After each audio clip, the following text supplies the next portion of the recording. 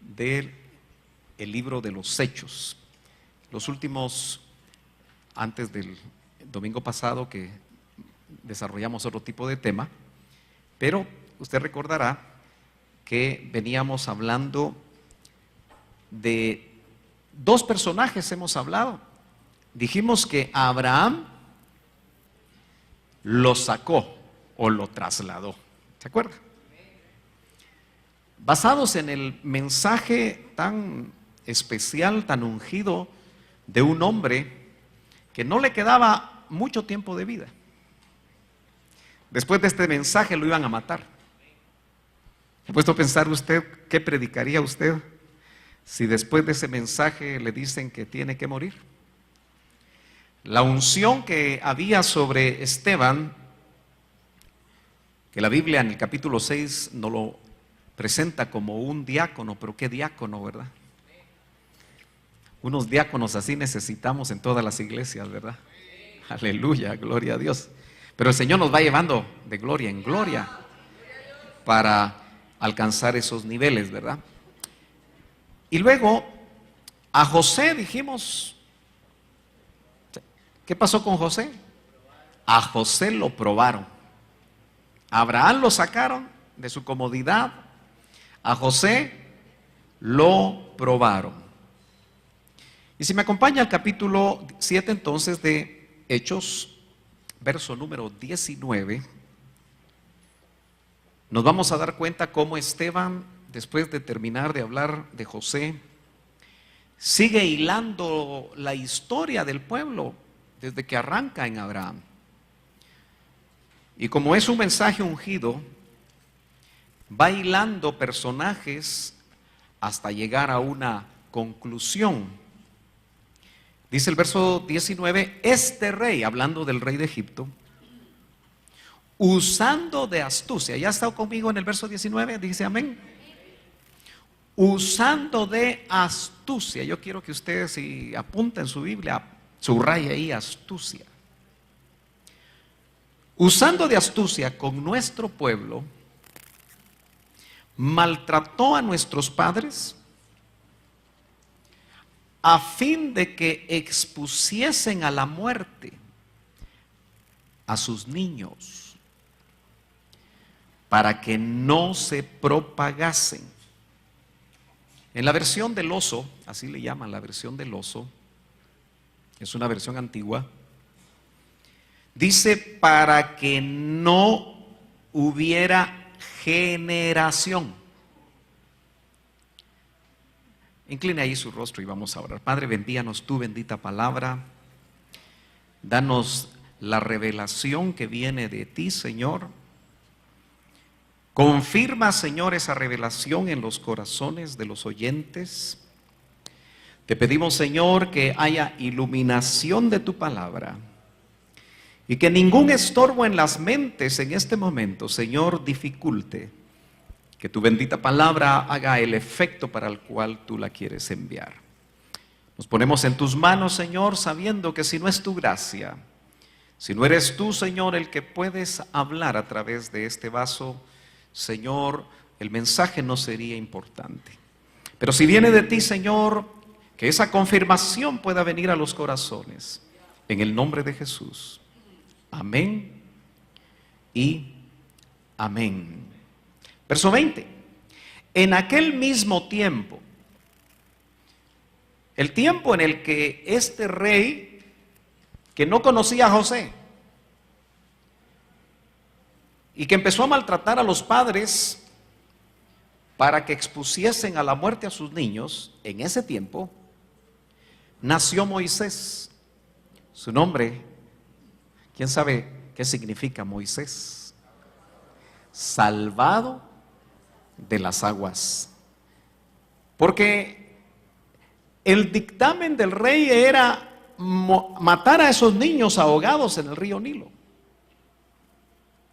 Y dice, y fue agradable a Dios Moisés, el salvado de las aguas, y fue criado 3 veces en casa de su padre.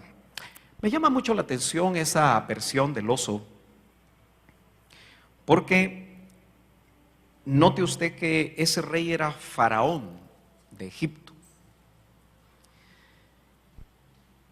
Y cuando nosotros leemos la escritura, nos damos cuenta que para Egipto significa para nosotros el mundo. Y el mundo es un sistema que nos puede controlar. Yo diría, nos puede maltratar. Porque yo quiero que empecemos a darnos cuenta nosotros que Moisés nace en un momento justo. Ninguno de los que estamos aquí hemos nacido porque nos salimos del calendario de Dios. Todos hemos nacido en el momento justo, en el que Dios nos trajo a la tierra. ¿Está usted consciente de eso?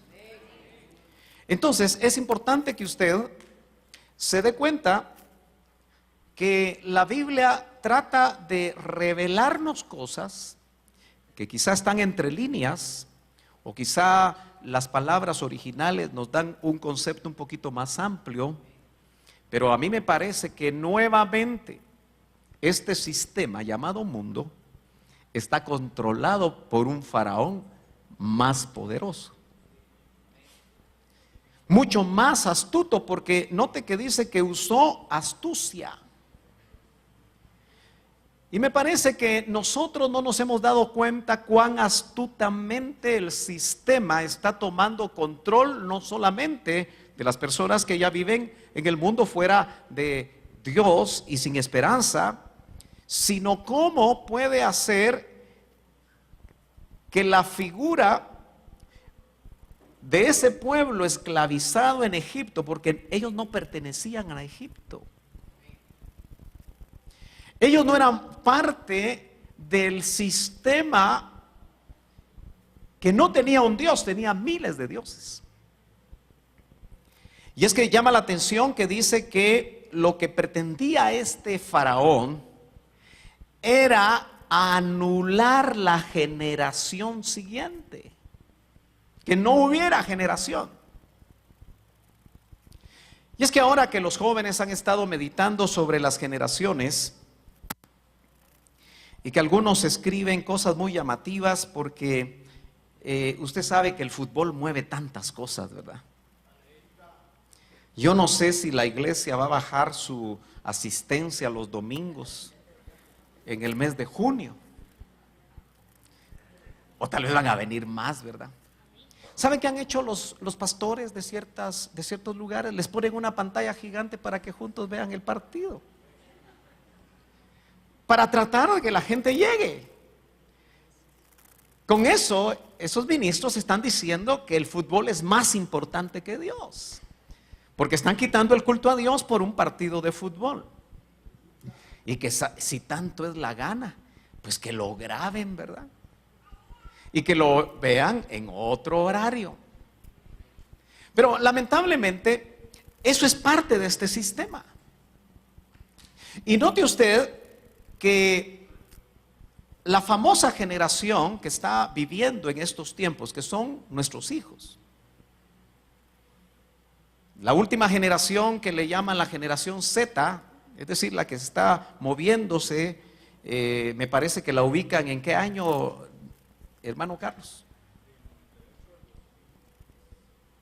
Bueno, todos los que nacieron del 98 en adelante son una generación muy especial, con características muy especiales.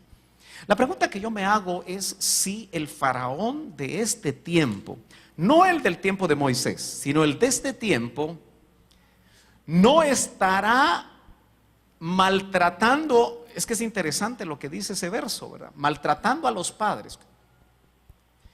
Era físico el maltrato que tenían los israelitas, los hebreos en Egipto, porque los habían esclavizado. Muchos creen que fueron ellos los que hicieron las grandes pirámides.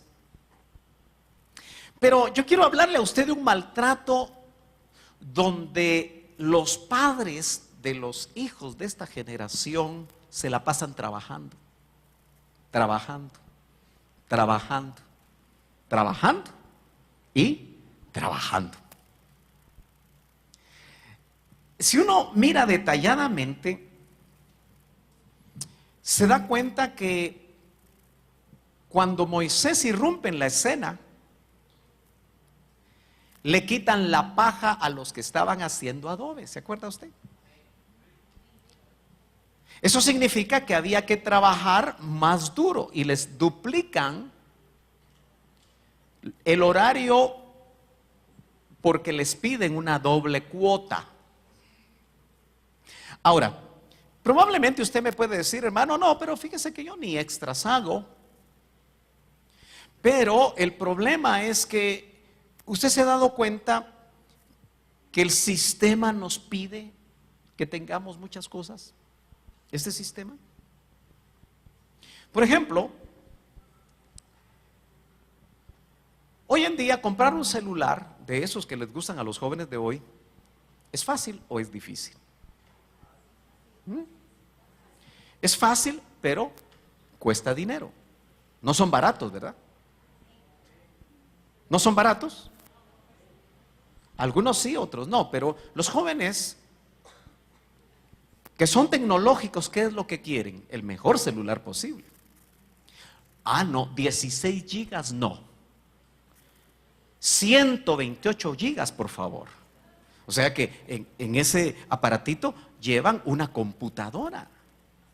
Y es que ellos son los únicos que le sacan provecho a ese aparatito. Pero para eso tienen que maltratarse los padres. El sistema nos ha vendido, porque note usted que los niños iban a ser muertos en una corriente de un río, literal, pero ahora la corriente del río no es literal, pero es más peligrosa, porque es una corriente que se pasa llevando todo lo que pueda. Y dentro de esa corriente, ahí si uno pudiera imaginarse, saltaría Facebook, el símbolo de Facebook, el símbolo de Instagram, todo aquello que son las redes, todo aquello, Netflix, todo aquello que hoy forma parte de la vida moderna, va ahí en el río. Y mientras los padres trabajan, los niños y los jóvenes van ahogándose en esa corriente. Que el faraón de ese tiempo, que domina el mundo, el sistema. Hermano amado, ¿y qué tan metidos estamos o no en el sistema? Es algo que el Espíritu Santo nos tiene que dar a nosotros testimonio. Pero note entonces que el propósito era que no hubiera generación. Terminar con la generación, porque estaban preocupados que los hebreos estaban aumentando. Esa preocupación, ese temor, yo creo que está en todo tiempo. Me parece a mí que hoy en día, ¿usted se ha dado cuenta que ya empezó la persecución de cristianos? No ha llegado a Guatemala, gracias a Dios, pero puede llegar. Porque no se estarán propagando demasiado los hebreos espirituales. Y el faraón de este mundo está levantando diferentes clases de persecuciones, unas directas, otras indirectas, pero al final yo creo que el propósito que tiene es que no se sigan propagando. Guatemala tiene más de 25,000, me parece son 30,000 iglesias ya. ¿Y se ha dado cuenta que crecen? Nosotros ya nos expandimos. Y no solo está viniendo más gente, sino que va a venir más gente. O sea, nos vamos a seguir propagando. Aleluya. Pero eso no tiene contento al faraón, al rey de este siglo. Pablo le llama al presente siglo malo. Y por supuesto, el propósito seguramente es que no haya una generación. Ahora, yo quiero añadir algo. Porque no está habiendo un genocidio, por ejemplo, de jóvenes o de niños, como lo pretendió y lo hizo precisamente el faraón de ese tiempo, porque eso era un genocidio. Ahora que está tan de moda eso, ¿verdad? Si hubo genocidio en Guatemala o si no hubo. No nos toca a nosotros ver eso. Pero usted póngase a pensar, hermano amado, si la presente generación no está ya afectada de tal manera que el sistema del mundo, porque no se le puso, ¿cómo fue salvado Moisés? A través de una arquía, ¿verdad? Y la arquía se le calafateó para que no se metiera el agua.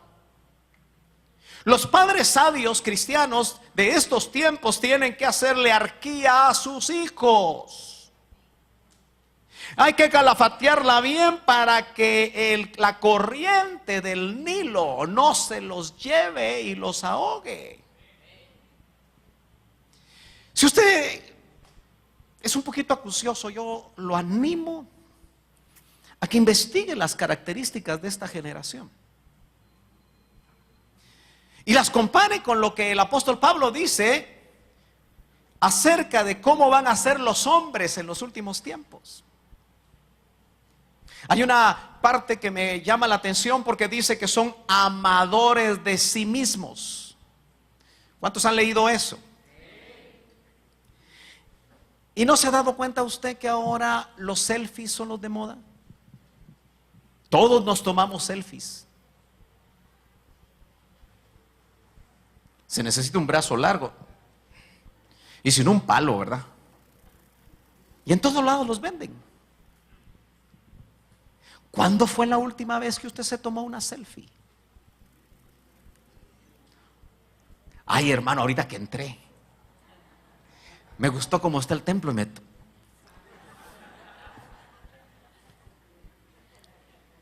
¿Y qué es una selfie? Bueno, viene de una palabra inglesa, self, que significa a sí mismo, ¿no? O sea, cuando usted dice self, está hablando de sí mismo. Entonces solo le agregaron selfie. Y las redes estallan con las selfies. Ay, pastor, entonces no me tengo que tomar una selfie. Tranquilo, pero si te la tomas a cada rato y a cada rato la pones, ¿no será que estás ahí dentro del grupo de los amadores a sí mismos, de sí mismos? ¿Aló? Mire, yo tengo que ser muy fuerte hoy y espero que usted no se me vaya a enojar.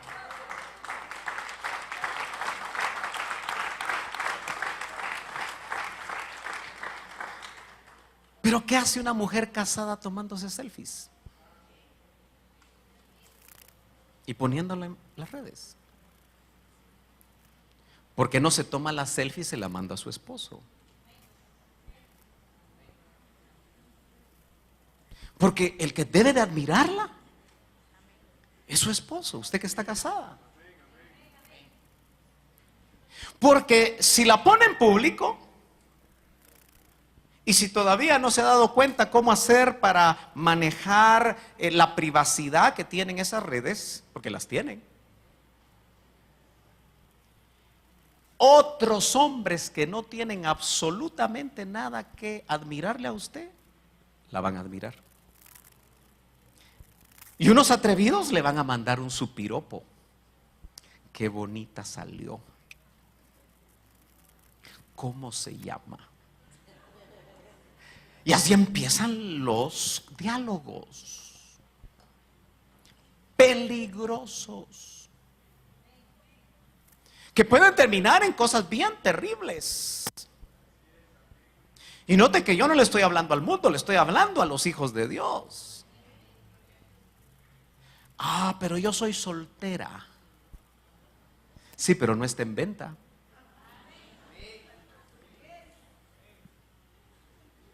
Es que, hermano, a veces pareciera como que la forma como presentan las cosas es porque están en venta.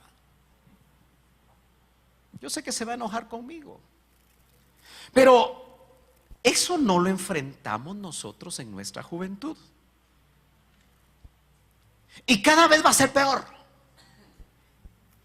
Cada vez el sistema, el río, ese río del mundo, las corrientes de ese río cada vez van a ser más turbulentas, más oscuras, más peligrosas.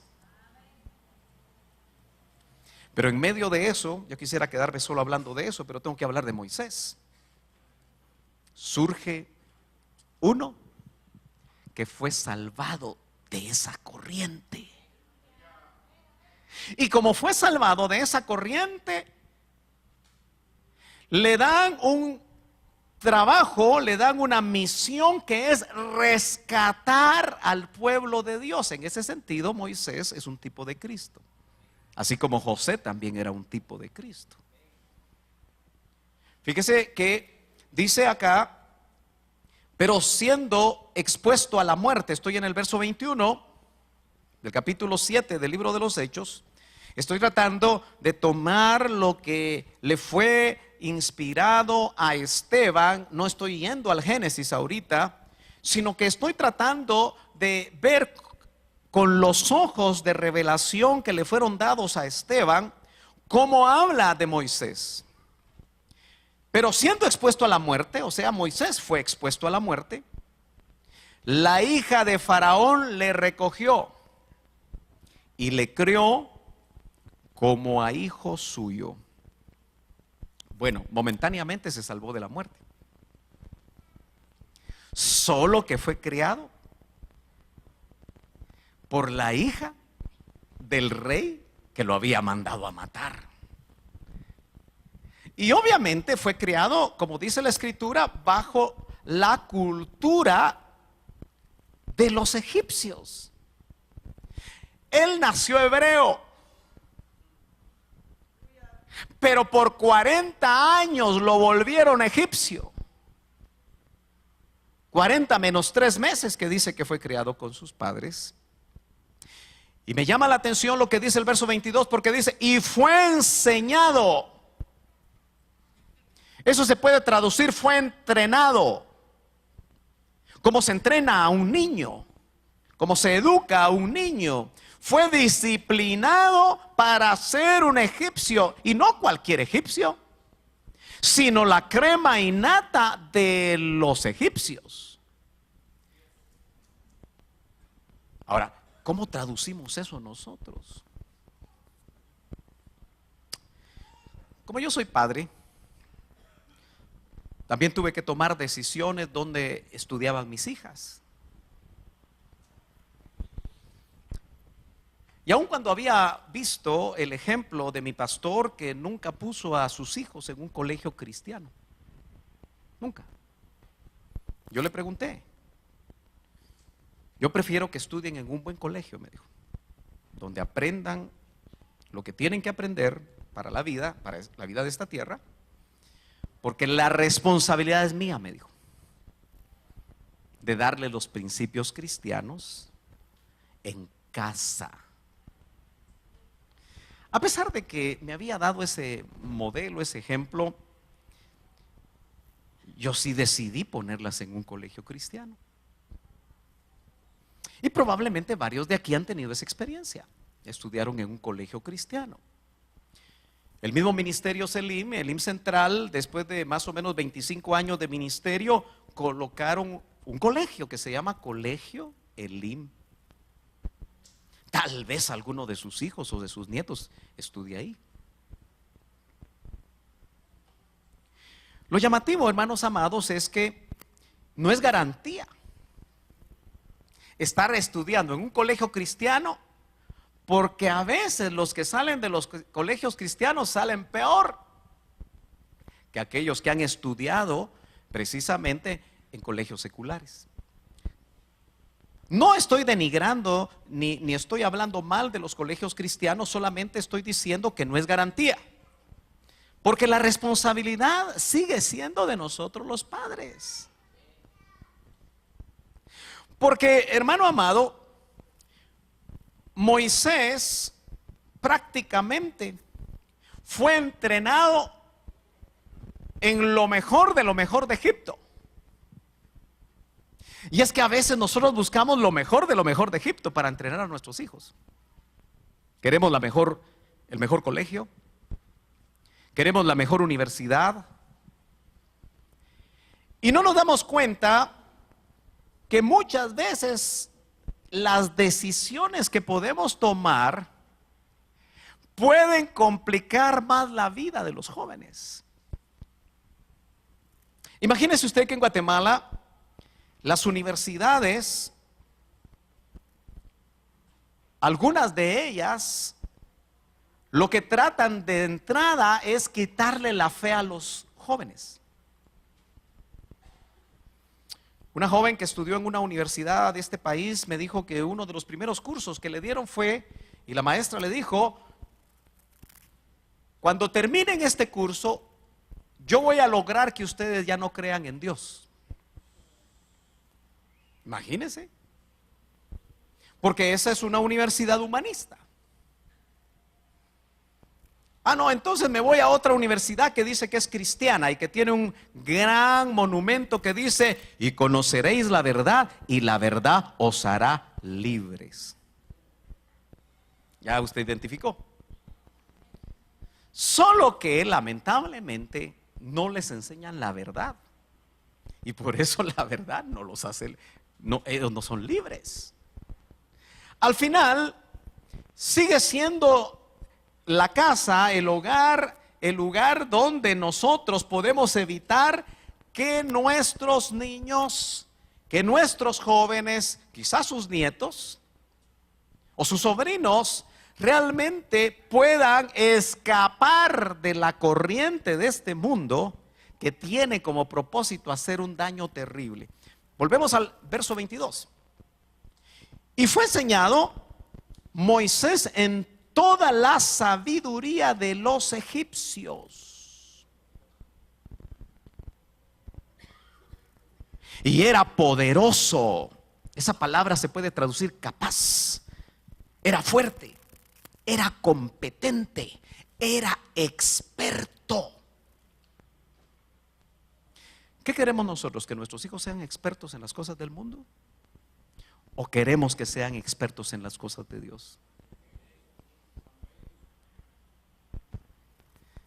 Bueno, alguien podría decir en ambas cosas, hermano. Pero va a depender el tiempo que nuestros hijos, que esta generación esté dedicada a adquirir los conocimientos de las corrientes de este mundo y el tiempo que pasan en la iglesia. Pero lo más importante es el tiempo en el que tú, como padre de familia, le enseñas a tus hijos. ¿Lees tú la palabra con tus hijos? Aunque sea un versículo. Yo te dije a ti que busques el pan de vida. ¿Algunos encontraron todavía en este tiempo el pan de vida? ¿Sí? ¿Lo encontraron? ¿Quién lo encontró? Gloria a Dios. Tal vez algunos ya lo tenían. ¿Pero qué es el pan de vida? Mana Sheni, usted tiene el pan de vida en su librería. Ya no hay. Hay que hacer otros. Pero si no, haga usted sus pequeñas flashcards y escriba un versículo en cada flashcard. Y antes de comer, porque yo me imagino que usted ora por la comida, ¿verdad? O yo soy ingenuo. En el siglo XXI ya los cristianos ya no oran por la comida. No, todavía usted, aunque sea telegramita, ¿verdad? Porque tiene hambre.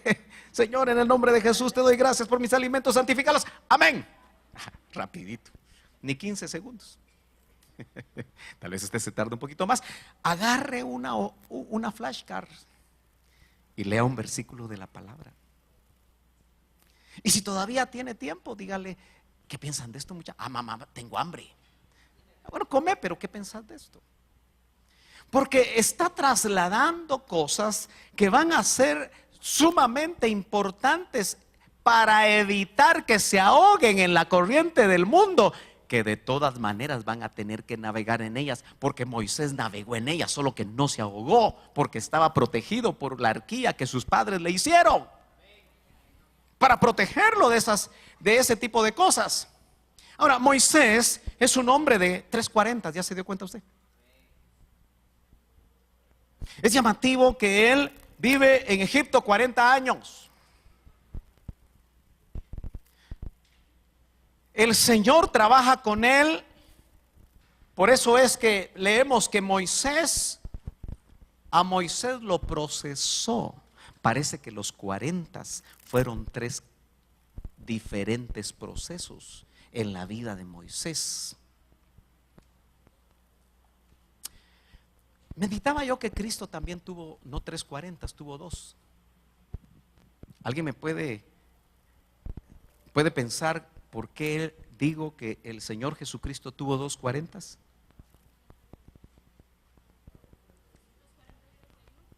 40 días de ayuno y el otro 40. Eso fue al inicio de su ministerio. El otro es al final. 40 días resucitado.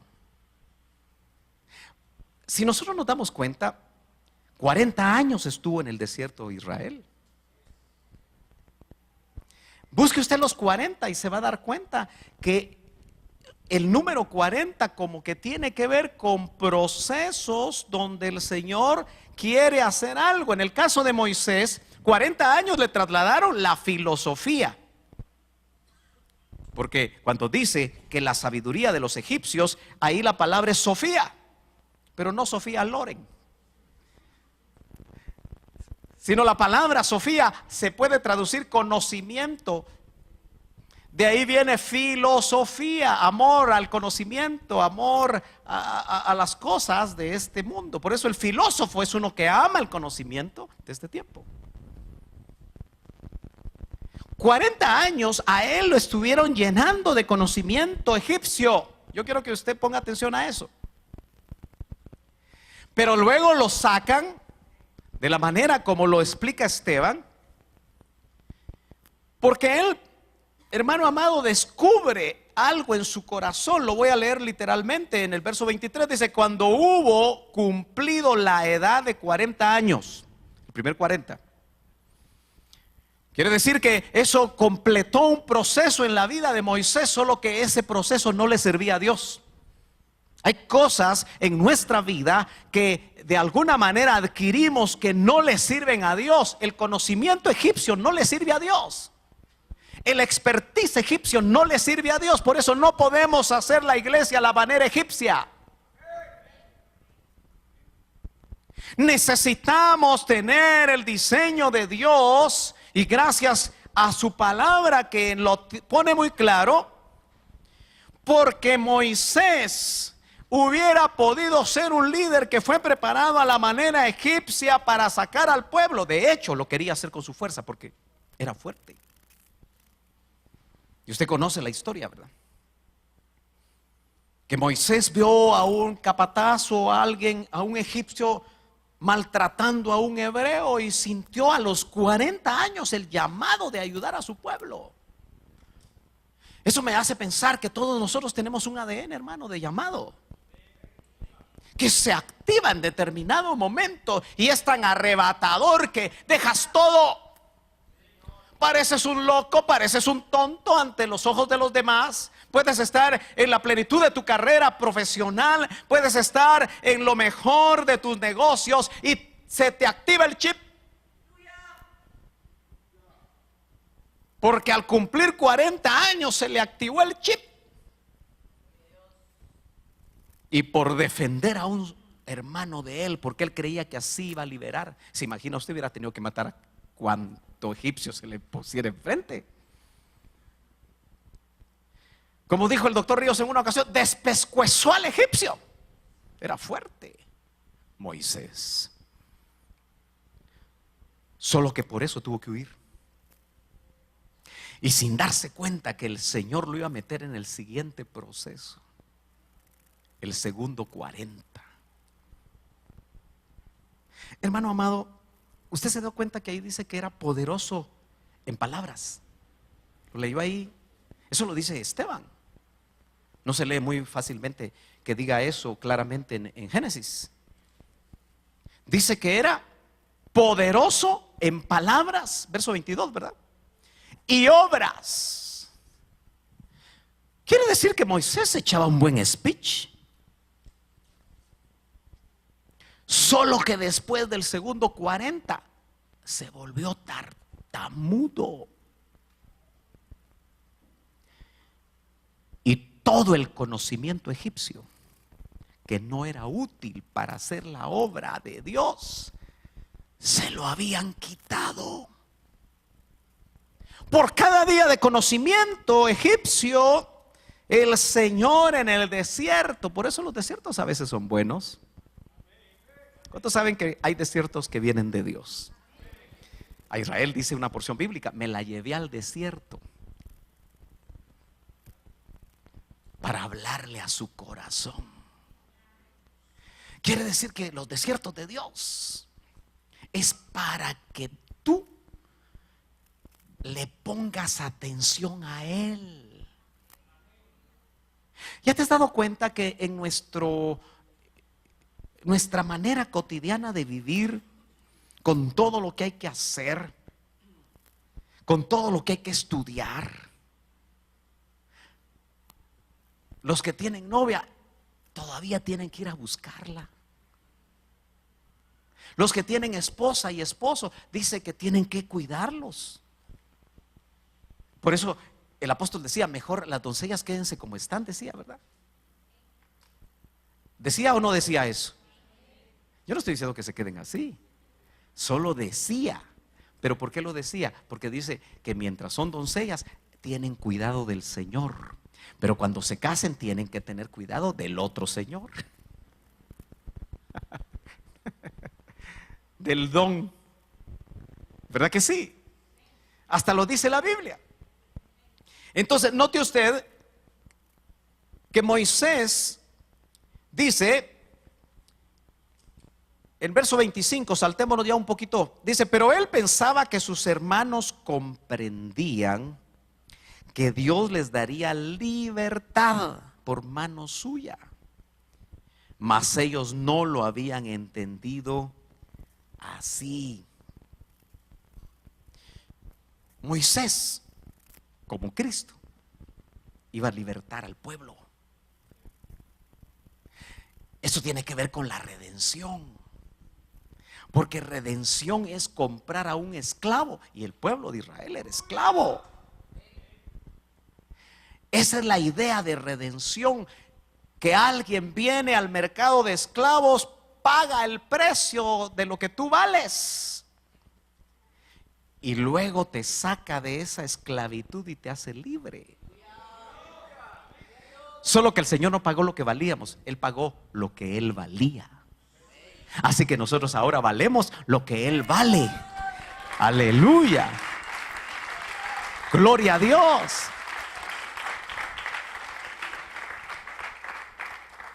Moisés, dice el Génesis, iba vestido de egipcio. Me imagino con ropas caras,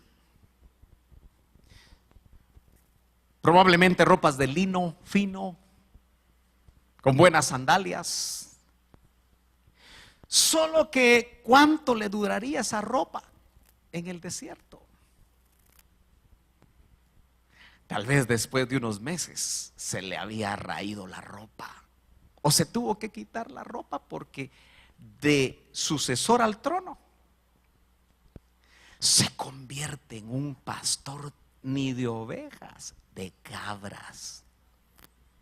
Qué trabajito ese, ¿verdad? Porque, y ni siquiera de un rebaño propio, era el rebaño de su suegro. Vaya que este no era tan malo como el suegro de Jacob, porque sí lo dejó casarse con la que le gustó, la Seforita. Y dice acá entonces: y al día siguiente, verso 26, se presentó a uno de ellos que reñían y los ponía en paz, diciendo: varones hermanos sois, ¿por qué os maltratáis el uno al otro?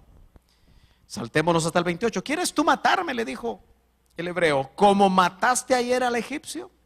Al oír esta palabra, Moisés huyó y vivió como extranjero en tierra de Madián. En Egipto era dueño, era jefe. ¿Se ha dado cuenta, hermano amado, que a veces de jefe nos quitan el trabajo de jefe y lo único que encontramos es un trabajo de subalterno? ¿Qué está haciendo Dios? ¿Le ha pasado a usted algo de eso?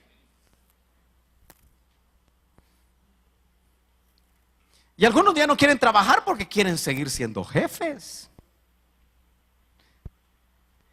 ¿Y no será que Dios está haciendo un trabajo ahí? Hermano, métase un ratito en los zapatos de Moisés.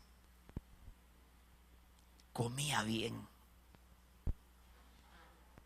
vestía bien, olía bien. Yo no sé por qué los egipcios se rapan, pero me imagino que ellos eran muy cuidadosos con la limpieza. Probablemente se afeitaban todo el cuerpo. Entonces, era un hombre que estaba acostumbrado a ser capaz y desarrollar todo lo que podía desarrollar. Solo que un hombre así no le sirve a Dios. Una mujer así no le sirve a Dios. Yo lo que le quiero decir a usted es que a Moisés lo procesaron como a nosotros nos están procesando. Quizá fuiste un tremendo hombre de negocios y ahora no tienes mayor cosa. ¿Ya te pusiste a pensar que te están procesando?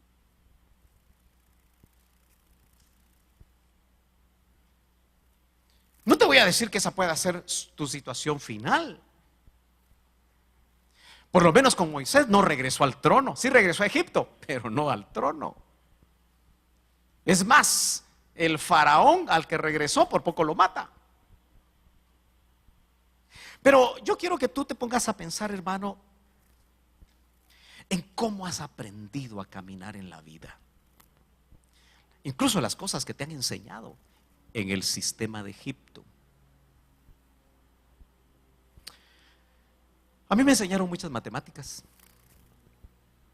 Como ingeniero, me enseñaron a razonar mucho, porque las matemáticas lo que hacen es que te ayudan a razonar muchas cosas, te dan lógica, todo lo examinas, pero sabes que con esas herramientas no se puede hacer la obra de Dios. No podemos hacer las cosas a la manera como se aprendió en Egipto. Nos tienen que trabajar, y en el caso de este hombre, dice el verso 30, pasados 40 años, un ángel se le apareció. ¿Cuántos años tenía Moisés ahora? Bueno, para aquellos tiempos parece que no era viejito. Para estos tiempos, ya a los 80 uno ya va buscando el panteón. Porque la misma Biblia dice que los 80 son los más fuertes. Pero Moisés, al cumplir esos 40 años, note, donde prácticamente le quitaron toda seguridad propia. Le quitaron todo el expertise del que él se sentía orgulloso. Yo creo que con 40 años es suficiente para olvidarse de la vida de Egipto. ¿Usted cree que a él le hacían masajito en la corte real? Tal vez se bañaba en leche. Él solo pedía cualquier cosa que quería y le llegaba. Pero a los 80 años, cuando lo que parecía era un remedio de lo que había sido, hacía 40 años, se le apareció el ángel del Señor. Después del trato, después del proceso, generalmente aparece el Señor a tu vida.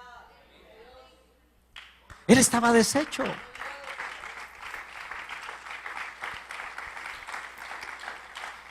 Seguramente se le había olvidado que tenía un llamado para salvar a su pueblo. Es que pasaron 40 años. Moisés era inseguro, su tartamudez lo indicaba. Bueno, se había vuelto un padre de familia. Dice que había tenido 2 hijos. ¿Sí? Se le olvidó todo. Por eso alguna vez podríamos ponerle a la vida de Moisés un tema para resumir lo que él vivió: la muerte de una visión.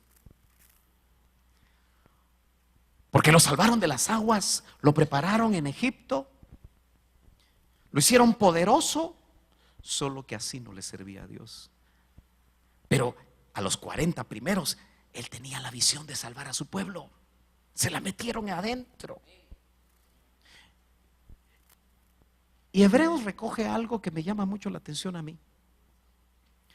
Déjenme ver si lo encuentro en el capítulo 11 de Hebreos. ¿Me acompaña ahí rapidito? Al fin y al cabo todavía no me han puesto la María. Hebreos capítulo 11, el famoso pasaje de la galería de los héroes de la fe. ¿Usted lo ha leído en alguna ocasión? Dice el verso 23: por la fe Moisés, el ángulo del autor a los Hebreos, cuando nació, fue escondido por sus padres por 3 meses, porque le vieron un niño hermoso, hasta guapo era el Moy, y no temieron al decreto del rey, que era un decreto para muerte. El faraón de estos tiempos no cree que ha decretado muerte para la generación última, porque esa generación última es la que va a ver al Señor. Entonces mejor la contamino. ¿Por qué cree usted que la última generación que va a ver al Señor tiene que estar descontaminada? Porque el enemigo la está contaminando. Verso 24: por la fe Moisés, hecho ya grande, eso es lo que me interesa ahorita, rehusó llamarse hijo de la hija de Faraón. El chip del cual estábamos hablando lo hizo renunciar a ser hijo de la hija de Faraón. ¿A qué estaremos nosotros programados para renunciar, hermano? Con tal que el plan de Dios se haga en nosotros. Yo lo tengo muy claro, lo que el Señor me ha pedido renunciar, y no es fácil. Aleluya. Pero ¿qué te estará pidiendo el Señor a ti? Dice: escogiendo antes ser maltratado con el pueblo de Dios que gozar de los deleites temporales del pecado. Quiere decir que en Egipto tenía los deleites temporales, pero el pecado estaba ahí con él. Por eso la iglesia necesita salir de Egipto. Necesitamos nosotros, hermano, entender que el pueblo de Dios, cuando ya por fin fue sacado de Egipto y estaban camino a Canaán, Egipto no había salido de su corazón. Y temo yo que muchos hijos de Dios podemos tener vestigios de amor por Egipto, y que eso no nos permita avanzar y llegar hasta Canaán, porque ellos otra vez los 40 años se quedaron dando vueltas y no era el plan de Dios para ellos. ¿Cuántos estaremos dando vueltas sin haber llegado a Canaán? Y por eso la vida cristiana no nos parece tan atractiva, tan emocionante. Está mejor lo que se vive afuera, teniendo, dice el verso 26, 11 de Hebreos, por mayores riquezas el vituperio de Cristo que los tesoros de los egipcios. ¿Dónde aprendió eso? En su segundo 40 en el desierto. Porque tenía puesta la mirada en el galardón. Usted tiene su mirada puesta en el galardón, hermano. Muy pocos amenes. Pero ¿cuál es el galardón que nos interesa a nosotros? Nos dicen Cristo. ¿Cuál es el galardón? Irnos con Él. ¿Está usted enfocado claramente a que va a tener que ser procesado como Moisés para que el ángel del Señor se le presente? En este caso a nosotros es el mismo Señor, pero no se va a presentar a todos. sino que, hermano amado, Moisés, si volvemos al capítulo 7 de Hechos, dice en el verso número 31, entonces Moisés mirando se maravilló de la visión. ¿Se acuerda que le habían dado una visión? Solo que él la entendió a su manera. Yo me imagino que Moisés en Egipto ponía a Frank Sinatra y oía la canción a mi manera. Y Dios le dijo, no, no es así, es a mi manera, no a la tuya. Y lo aprendió en el desierto. Y dice acá, y acercándose para observar, ¿se acuerda que la visión era una zarza que no se consumía? En el desierto todas las zarzas se consumían. Como no hay agua, como todo está seco, usted sabe que por eso empiezan los incendios forestales, ¿verdad? Pero en el desierto no había árboles, solo zarzas.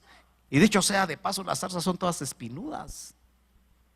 Pero sin duda se ponían secas y con el calor, solo que esta zarza no era igual. Esta no se consumía. Vino a él la voz del Señor. ¿Tú quieres oír la voz del Señor?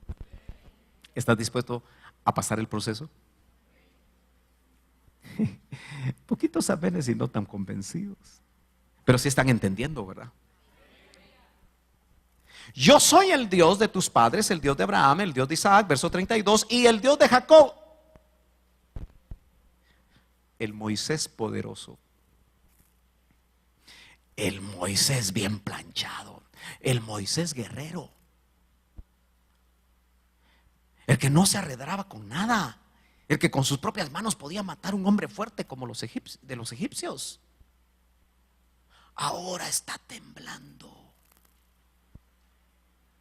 Si nosotros no aprendemos a temblar delante de Dios, no nos van a preparar, hermanos, para lo que viene. Si nosotros no temblamos delante de la presencia de Dios, eso significa que ya no podemos estar en el culto masticando chicle. Y no lo digo literal.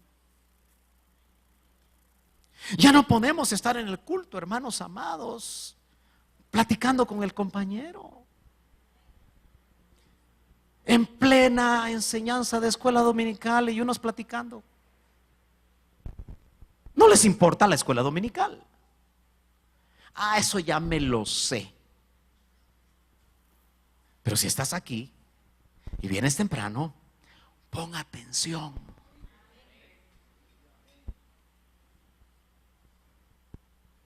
Por eso es difícil atender, hermanos, cuando está el culto.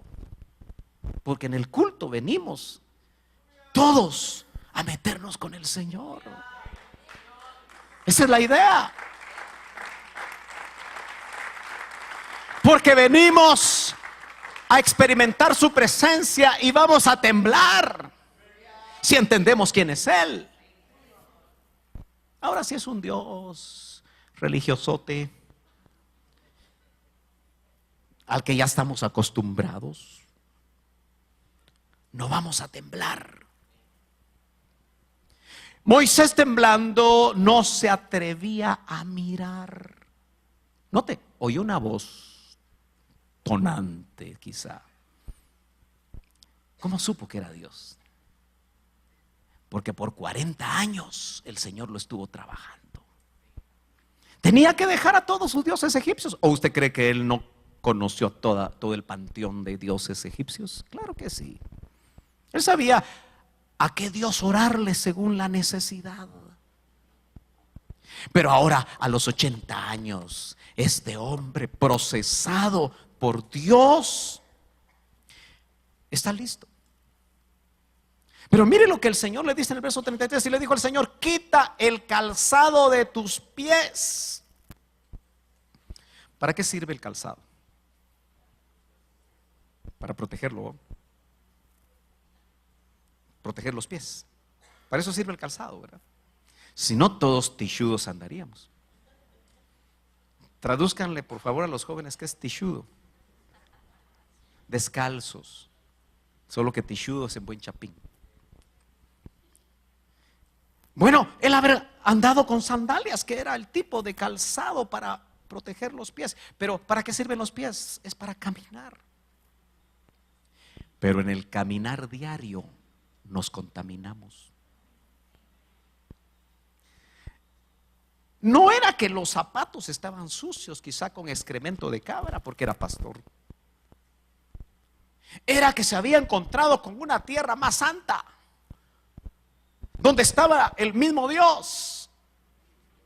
Y cuando le dice que se quite el calzado, le está diciendo: límpiate, porque estás irrumpiendo una esfera que no es normal.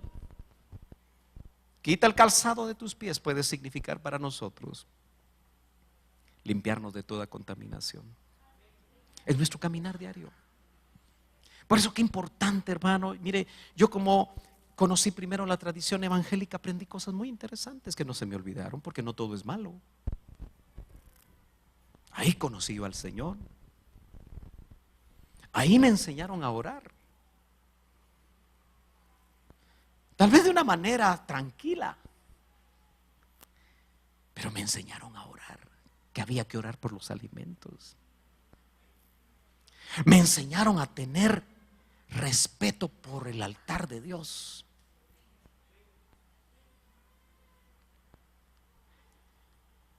Me enseñaron muchas cosas interesantes que luego entiendo fueron activadas cuando fui bautizado con el Espíritu Santo. Porque yo estuve en la tradición evangélica. Quizá obtuve mucho conocimiento, pero no el conocimiento solo por tenerlo no es suficiente. Tiene que ser activado por el Espíritu Santo.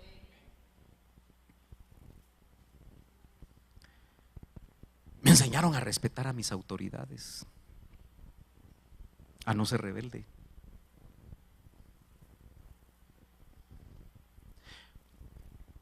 Cuando hay un encuentro con el Señor, se ha dado cuenta que todas nuestras debilidades inmediatamente se van a mostrar. Moisés tenía algo que no le parecía al Señor y era su calzado, pero va más allá de solamente los zapatos. Le estaba diciendo: estás entrando a una nueva etapa, tu último 40. Y espero que no me queden 40 segundos nada más, porque ya me encendieron el amarillo. Me quedan como 5 minutos. Ciertamente he visto la aflicción, pero antes de eso, ¿nota usted que para contrarrestar lo que Egipto hace en nosotros, el quitarse el calzado es un llamado a la santidad? Nos van a llamar a terrenos más santos. Tenemos que estar preparados. Pero no tengamos temor, porque el Señor nos va a meter Él. Ciertamente he visto la aflicción de mi pueblo que está en Egipto. ¿Usted cree que Dios quiere levantar Moiséses en este tiempo? Y Moisésas, ¿ah?, para libertar al pueblo de Dios. Pero empezando por alimentar a los hijos. A veces en la iglesia chiquita hay que libertar a los hijos, o libertar al esposo, o libertar a la esposa. Pero también el Señor quiere levantar hombres y mujeres que puedan libertar al pueblo de Dios. Hermano amado, aquí el trabajo cada vez está siendo más grande. Yo me gozo por la ayuda que Francisco y Flor me van a dar a mí para atenderlo a usted, porque hay liberaciones que no pueden esperar.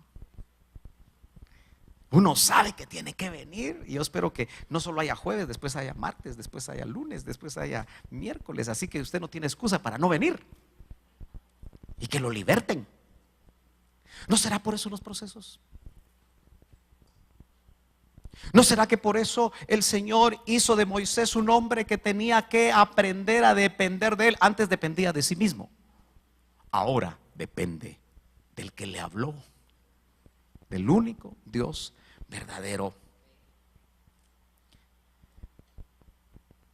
He visto la aflicción de mi pueblo que está en Egipto y he oído su gemido. ¿Habrá gente aquí que gime? Porque ya no aguanta su situación. Dios está oyendo el gemido y quiere levantar Moisés. Si ya completaron sus 40. Y he descendido para librarlos. El que hace el trabajo es Dios, nosotros solamente somos instrumentos. Ahora pues ven, te enviaré. El llamado no viene sin el proceso. Por eso es tan importante, hermano, cuando nosotros somos llamados a servir, que nos demos cuenta lo que necesitamos hacer para hacerlo bien. Dice el verso 35, a este Moisés a quien habían rechazado, diciendo, ¿quién te ha puesto por gobernante y juez? A este lo envió Dios como gobernante y libertador por mano del ángel que se le apareció en la zarza. Este lo sacó, habiendo hecho prodigios y señales en tierra de Egipto y en el Mar Rojo y en el desierto por 40 años. El tercer 40.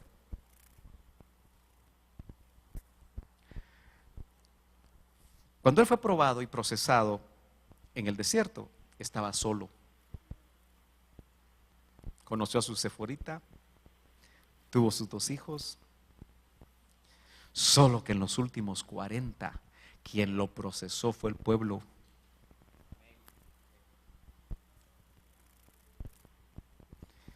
Porque el pueblo no creía en él. No sé cuántas veces lo querían matar. Fue tan complicada la cosa que en una ocasión le dijo Dios a Moisés, hazte un lado. ¿Cuánto vale para Dios un ministro? Puede valer todo un pueblo.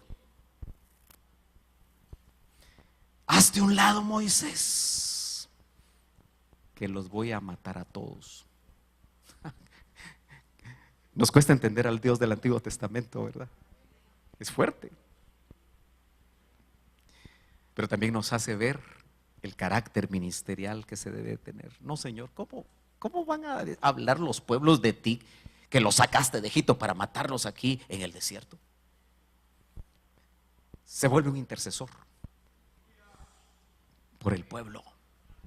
Pero a pesar de eso, el pueblo que tentó 10 veces al Señor, cada vez que tentaba al Señor, se pasaban llevando de corbata a Moisés. Y mire pues, con esto termino. El Moisés con un 40 que mató con sus manos a un egipcio, ¿se le podía considerar manso? ¿Qué fuerza se necesitará para matar a alguien? Yo diría, ¿qué espíritus estarán dentro de una persona para matar a alguien? ¿Me está entendiendo? Es algo terrible. Pero con su segundo 40 se volvió manso.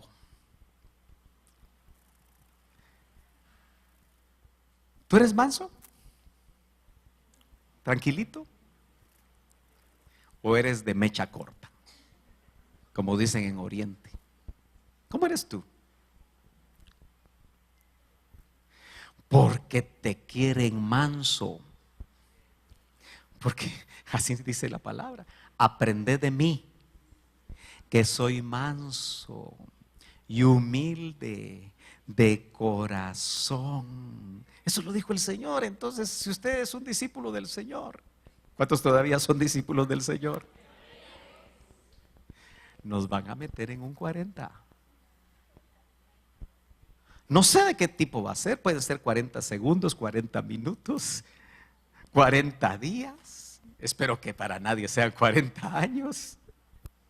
Pero el proceso, porque 40 no va a ser una cantidad, sino que va a ser el periodo que tú y yo necesitamos para ser procesados. El hombre que no era manso, dice que no hubo en la tierra un hombre más manso que él, con excepción del Señor, por supuesto. Entonces note que dice aquí la escritura que este hombre fue el que Dios usó con prodigios y señales. La última generación que el faraón de este tiempo quiso quitar, porque Moisés era esa generación, ya se dio cuenta, muchos murieron. Y hasta en eso es tipo de Cristo, porque Cristo también lo querían matar chiquito. Por eso algunos de ustedes los quisieron matar chiquitos.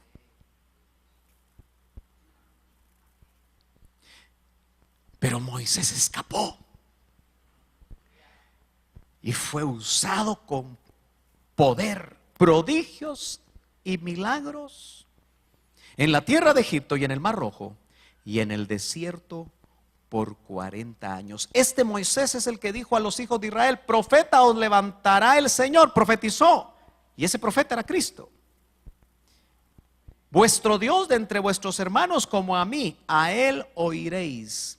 Este es aquel Moisés que estuvo en la congregación en el desierto con el ángel que le hablaba en el monte Sinaí y con nuestros padres, y que recibió palabras de vida que darnos, al cual nuestros padres no quisieron obedecer, sino que le desecharon, y en sus corazones, mire lo que dice Esteban, y en sus corazones se volvieron a Egipto.